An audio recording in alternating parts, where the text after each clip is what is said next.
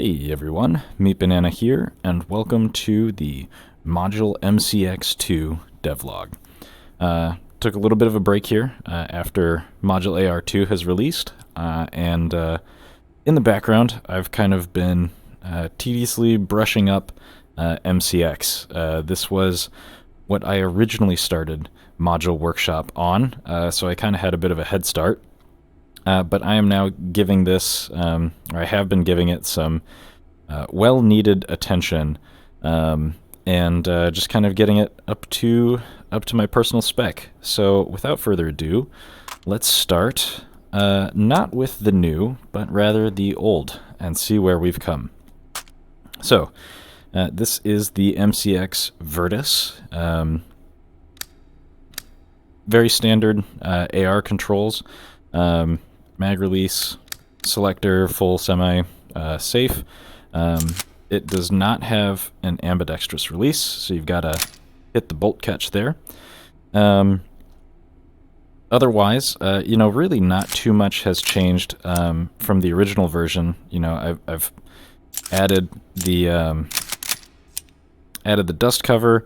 Our charging handle latches now move. Some things still on the to-do list, like the stock buttons depressing when you grab them. That's also on my to-do list.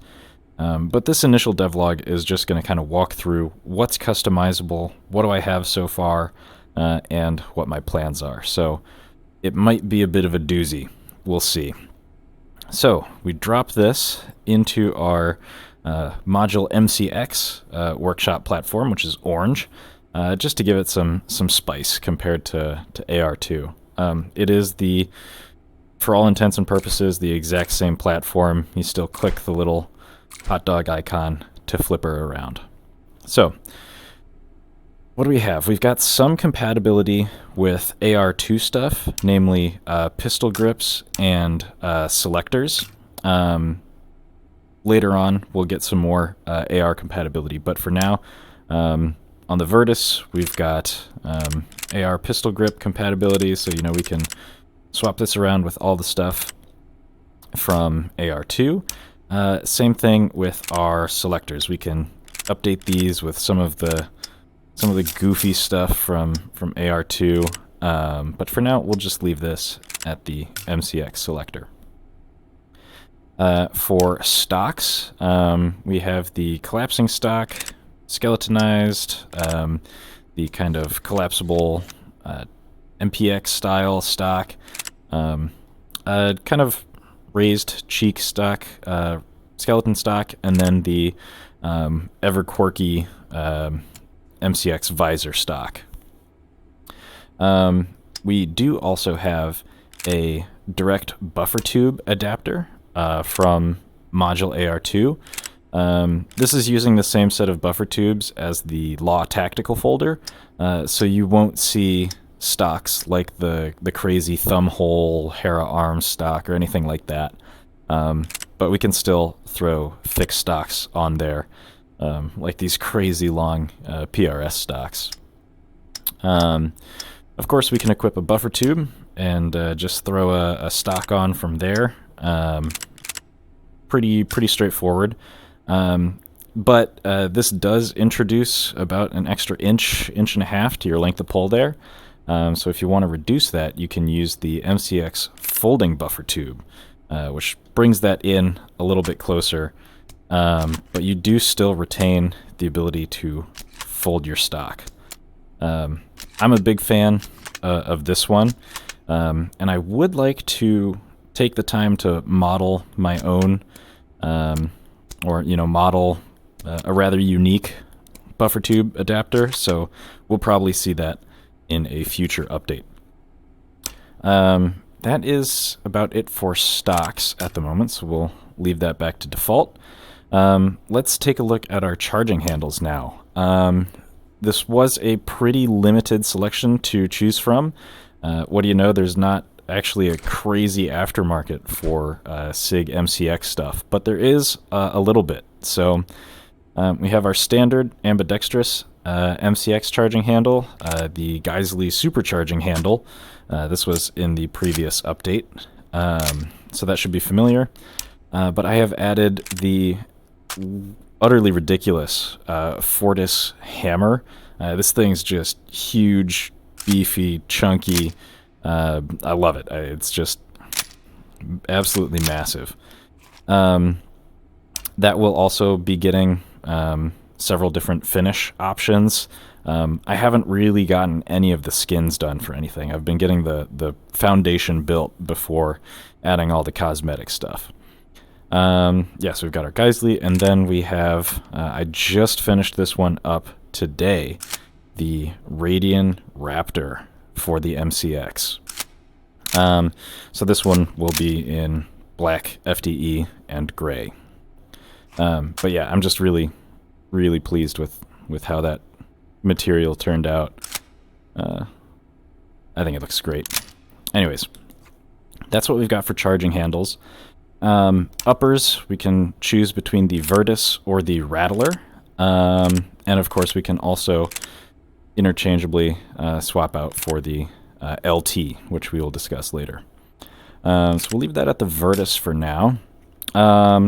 Let's actually skip over handguards really quickly and talk barrels. I've added a couple different ones. All right, forget about you. We've got the standard barrel lengths from the original MCX mod, but I've actually added the legacy handguards as well from the Gen 1 MCX, and this will make sense later, but those barrel lengths are 6 3/4, 9 inches, 11.5, and 16. Now, what is the main difference between these, you may ask? Let's jump over to, we'll just swap over to a Rattler. This will make sense. So let's take a look at the gas block positioning on this MCX Legacy barrel. So it's kind of like right here, it's just in front, and then we swap over to the MCX Verus, and we can see the gas block is a lot further out. And then if we jump to like a 9-inch or even shorter barrel, 5.5 is really short, but let's do 6 3/4, and let's see where the gas block's relatively similar across those two. But really I added this because, oh, actually, let's take a look at the 11.5. This is like the big one, right? Because it's a carbine length barrel, but then it has this really short gas system. So that was one of the big improvements with the Verus, is pushing out that, well, actually, it's not gas, it's a short stroke piston, but moving that piston out a little bit further gives that cartridge a little bit more dwell time in the barrel. But anyway, so we'll jump back to the MCX Legacy, and we can see the gas block is way back here. And that is because I added a few Legacy type handguards. These really cool Lancer carbon fiber lightweight race gun type type handguards. And this brings us to another point. As you can see, there's this gap in the handguard, and that's because goodness gracious, the Gen 1 MCX top rail was about 1.5 to 2 inches longer than the Verus upper receiver. So if you equip a Legacy handguard on a Verus upper, you get this really nasty gap. And we can solve that. Don't mind all of the placeholder icons, but we can solve that with this nifty little Picatinny bridge item, just to kind of bridge that gap and let you put Gen 1 handguards on a Verus upper. But anyways, again, getting back to the barrel discussion, if we put, you can see where the gas block is on this 11.5 Gen 1 barrel, but if we go to the Verus, all of a sudden the gas block is all the way up here in the handguard, and it's actually clipping through the handguard a little bit. So in real life, that's completely incompatible But I figured, you know what? I'll just add all the barrels. You guys can switch between them as you see fit. I do also have the MCX LT barrels. They differ ever so slightly in their layout, but they are functionally the exact same as the Verus barrels. Their piston gas system is all in the same place. But let's actually switch over to, the Verus, and let's actually drop this down to a rattler upper. As you can see, that gap has quite literally doubled, and so if you're good at math, that means you would probably recognize that this Picatinny bridge can also bridge Verus handguards to a rattler upper. And so, bam, there we go. For some of you maybe asking, what's the point? How does this even differ? Well, the rattler upper, for one, does not have a forward assist or oversized shell deflector like the Verus upper does. Bam, there we go. So that whole assembly there is much more overstated compared to the rattler. But all of that being said, what other handguards do we have that have been added? Let's see. Yeah, so we've got these new Lancer ones. There's a ridiculous 18-inch one. I think it's pretty much exclusively meant to be run with a suppressor under it. But let's see here. What else? We've got the MCX LT handguards are all compatible with Verus uppers. And then we did also get some new Midwest Industries MCX handguards. Always loved the aesthetic of Midwest Industries, so I'm happy we finally got some new parts for the MCX there as well. And those come in 10.5 and 16 inches. Of course, for rattlers, we've got the original Shorty handguard, and then the cane brake handguard, also meant to be run with a suppressor underneath. Okay, I think that is a pretty comprehensive rundown of everything we have for the Verus, or at least it would be if I forgot that we can turn these around, and we've got some new stuff over here as well. Magwells, I've added support for these largely just for the HRF, the kind of low-profile Magwell. Some of the more ridiculous ones do clip / aren't, clearly aren't intended for the MCX lower receiver frame. But you know what? I figured, what the heck? I'd rather let there be some clipping if we can at least run the one that's intended to be used on the system. And that does also make inserting a mag a little bit more forgiving compared to if we were running it without. So we'll just do a quick comparison there. It's just that little bit more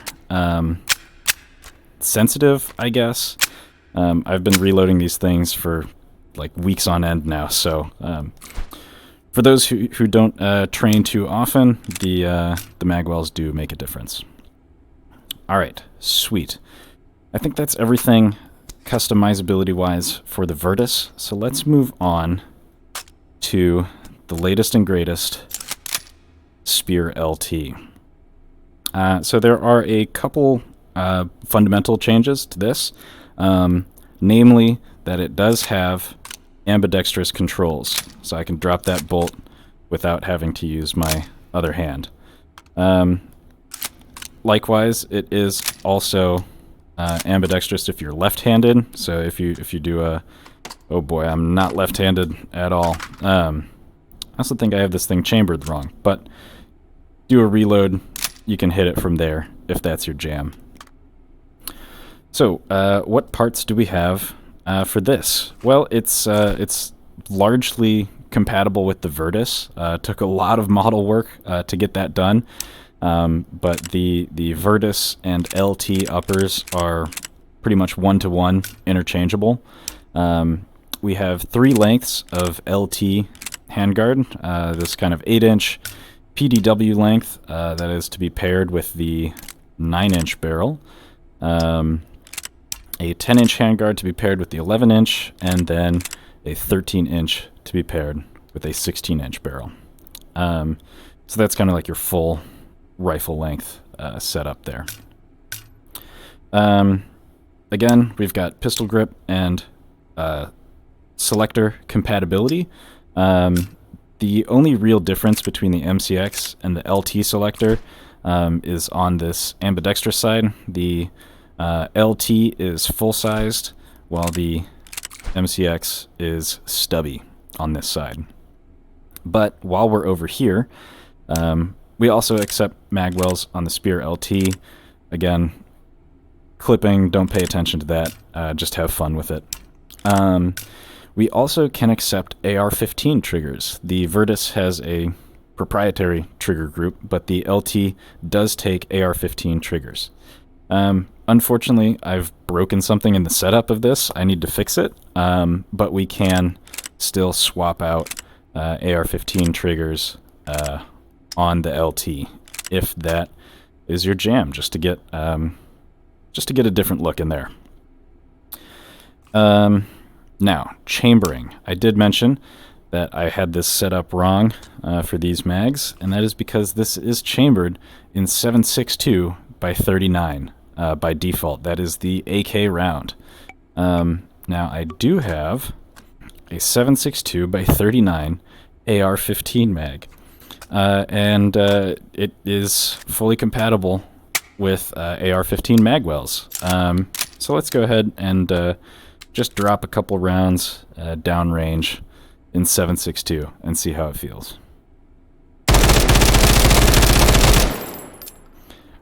Unsurprisingly, it's a little bit jumpy.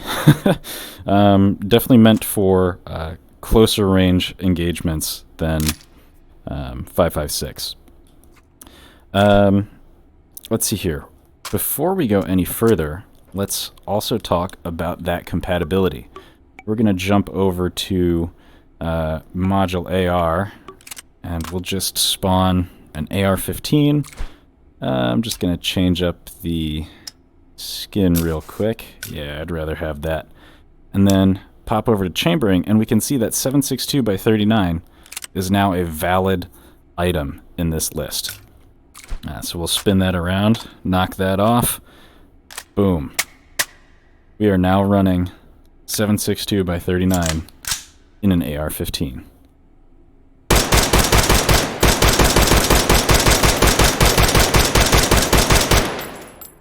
And it is still pretty jumpy since the recoil profile does change.